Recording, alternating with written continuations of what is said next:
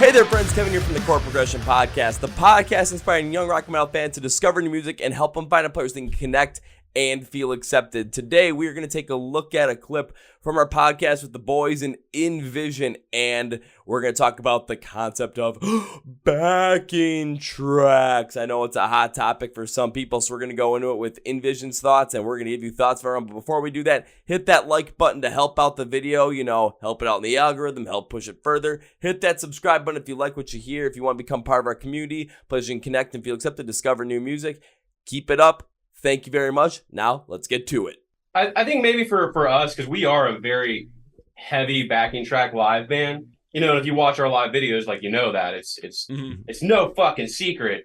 And I think about that sometimes, because I know a lot of rock musicians that are core rock, been rock, that never done anything but rock. There's actually a band from around here that was talking shit. They were like, if you're using backing tracks, you should just stop altogether. And, some crap like that.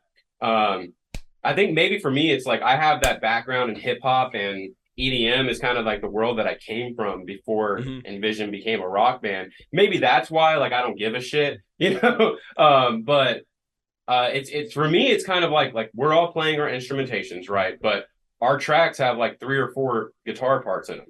You can't do all of that, there's vocal parts that overlay, and you can't do all of that. And me, if I'm going to hear a band, I want to see a kick-ass show. But for me personally, the closer it sounds to the record, the doper it is in my experience. And I kind of carry that into when I'm designing our live set. I want it to sound like the fucking record, and so I add in, we have harmonies in our backing tracks and shit like that. Our old guitarist did a lot of the singing on the EP, and he's not with us anymore. And so, there's a lot of his vocal parts that are in the tracks because he'll be singing at the same time I'm singing, and I can't do both. You know what I mean? It's shit like that where I could just leave it out, but I want people, when they hear it, they immediately go, this is this song. I don't want them to have to sit there and think what song is going on right now. And I want them to go bro, I feel like I just had the most wild ass experience of my life, and it sounded like the CD. Well, that was NVSN talking about the use of backing tracks, and now I wonder where you guys stand on this whole entire aspect, because I know we've seen a lot of people, especially in rock and metal, go back and forth about backing tracks. A lot of older artists and a lot of older rock and metal heads have been against the use of backing tracks based on the fact that you weren't really able to use those back then, and they think it might take away from the actual authentic experience. There's a lot of new people that are using a lot of backing tracks for a lot of the same reason that Alex had just brought up, where there's a lot of different layers where you cannot play those live. It's because you have the ability to add those layers, the ability to add different pieces of production in there. And if you're not going to be able to have those in a live setting or have someone do those live, what's going to be a better thing? Having that piece in the backing track, or not having it in there at all and having the song potentially sound completely different than what is on the album or on the EP.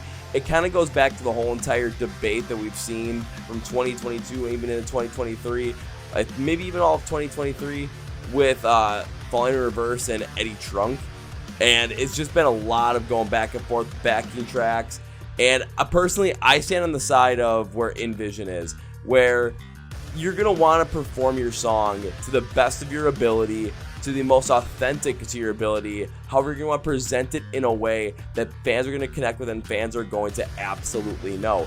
So if you are a band out there, I look at it as, if you are playing your instruments, if you are playing them live, but there are so many other layers behind it, and you're going to use backing track to add to those layers, but the primary source of music is coming from your vocalist live, from your guitarist live, from your bassist live, from your drummer live, from your anything else, whether it's keyboards, whether you've got a brass section. If you have people in your band that are able to do that live, you're going to want to have that added in there. But if you don't have that, then and you want to make it as close to this record as possible, go for it. I think about We Came as Romans in this instance, because I've seen We Came as Romans shoot 5 or 6 times since 2021, since the end of the pandemic. So this is all without Kyle Pavone.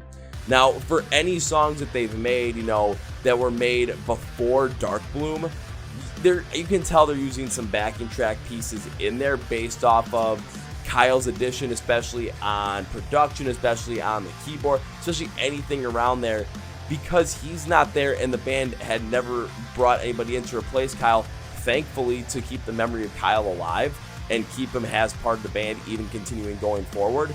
It's something where, without having those backing tracks, those songs wouldn't hit as hard. Hope by We Came as Romans would not hit as hard live if they didn't use backing tracks. Now when they play stuff like Dark Bloom, Black Hole, when they play, I'm trying to think of a couple of Daggers, if they're going to play Golden, anything off the Dark Bloom album, they're not really going to use backing tracks on those because there's no need to make that sound and make that song pop as large as it does versus the older stuff without Kyle being there.